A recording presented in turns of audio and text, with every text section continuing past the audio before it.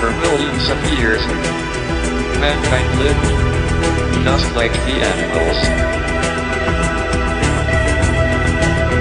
Then something happened, which unleashed the power of our imagination. We learned to talk.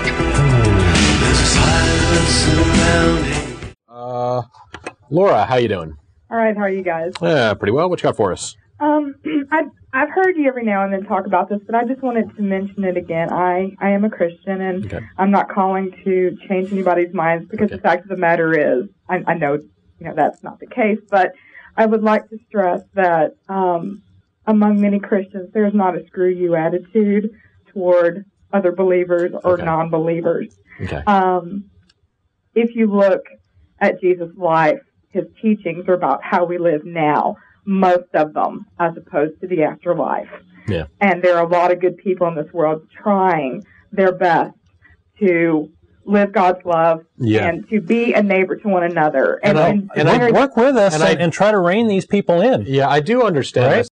The main Do you buy into this destroy the world attitude? I certainly don't. Okay. So let's work together and stop this madness. What do you think? Well, how do you propose to do that? Well, I mean, we can do that in part in the election. We can speak out against these people. That's what I'm doing today is speaking out against this craziness, right? I'm hoping that you and the sort of more mainline Christians can do that too. I don't hear your voice very much. Yeah. I think a lot of it has to do with we're in a society where we're supposed to be respectful of all people, of all religions, and if we're trying to do that, then we can't do that to the religious right either. Yeah. Going a little bit onto a different topic here, though, I have heard, and I do understand that 95% of Christians are not saying that everybody deserves to burn in hell and all that kind of stuff. I mean, those are the vocal minority out there who are saying that. Yeah, certainly the Catholic Church would. However, go ahead. The main, I guess, crux of the matter, though, is Christians are all members of a religion where God says anyone who doesn't follow Jesus deserves to burn in hell. I don't see how Christians can walk away and say, well, that's not really true. Or someone, an atheist, for example, just because it's easy, doesn't deserve that. Because again, that's essentially what the Bible's saying. That's what God is saying, is that all these people deserve eternal torment and eternal hell. I just have a problem with people supporting a religion if they don't agree with that pretty important footnote. And then you'll find other places in the Bible. You could find something in there for any position you have, and I admit that. But there are other places that ultimately, I believe not one of us. All of us are condemned to hell, I think. Do you think you deserve that? Do you think you deserve that? I know that. Just given what you've done in your life, do you think that you deserve eternal torment? And then you get into sticky matters about whether there is a real hell. And so I've done a lot of scholarly. I've done master's degree in religion, and so I mean these are things you could debate till the cows come home. Okay. It all comes to the nature of God. I believe that we're all sinful and can't do things on our own, period. Okay, but again, the question still remains, do you believe that? Do I believe? In terms of yourself, personally, I admit I'm not perfect. I've messed up in my life. I've done some things wrong. Assuming that there is some kind of God and I will be judged at the end of my life, I can imagine him saying, look what you did on that date. That kind of really sucked. That's bad choice. Yeah, he'd say that to me too. Bad. However, going to hell and eternal torment and punishment and stuff, I'm not that bad. I've got my faults. I'll admit pretty that. Hard to deserve that. But yeah, I'm not that bad. And I don't think anybody, I firmly believe that nobody is so bad that they deserve eternal torment. We have a finite life. There is a finite amount of damage that we can do in our lifetime. even if you have ultimate power over the world, there's only so much you can actually do to hurt people. Getting an eternal torment, an eternal punishment for that, I don't think that's right, even if you are really bad. Now, what the Bible is saying is for the equivalent of a parking ticket, you deserve the death penalty. I don't agree with that.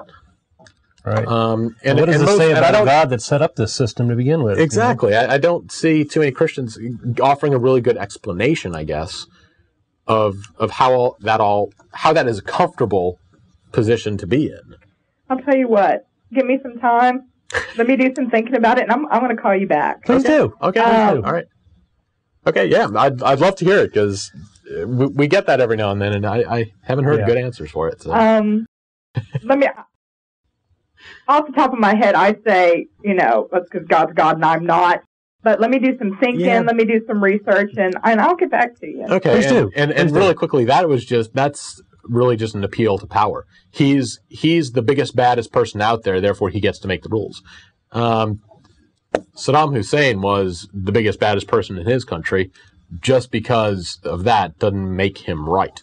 Well, it goes back to my belief system. I believe that God created me, which you don't believe that God created you. So there's obviously that power that God is the biggest, baddest person because God created everything, but you don't have that background to draw on. Yeah, but even if he did, I don't believe that if I have kids, since I created them, I have power over them.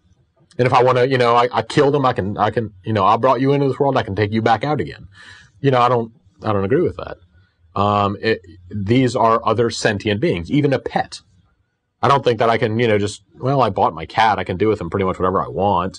I don't agree with that. And so God saying that he's going to create all these, sentient little beings out there that he can, I created them. I can take them back again. I don't agree with that either. So. And it also, you can also look in the Bible of, some people say the Old Testament's the vengeful God, the New Testament's the loving God, which that is not true at all. No. And also, when you're with your view there, you're kind of splitting God and making God, the good God or the bad God, and when it's not that simple. Okay, all right. But let me do some thinking, let me do some research, and I'll call you back. And I thank you for listening. And okay. And I just want to stress again that there are a lot of good Christians that don't have a screw you attitude toward the peoples of this world. Yeah. I usually try and be careful when we get onto the wackos to say these are the wackos who are the vocal ones out there. 90% of Christians are very reasonable, normal people. So yeah, I understand that completely. Occasionally we may go off on a tangent and start railing off on these people, but we know they're not the majority. Thank you, guys. Yeah. It was good talking to you. Okay, Thanks a lot for calling. Bye-bye. Violent, irrational, intolerant, allied to racism and tribalism and bigotry, invested in ignorance and hostile to free inquiry, contemptuous of women and coercive toward children. Organized religion ought to have a great deal on its conscience,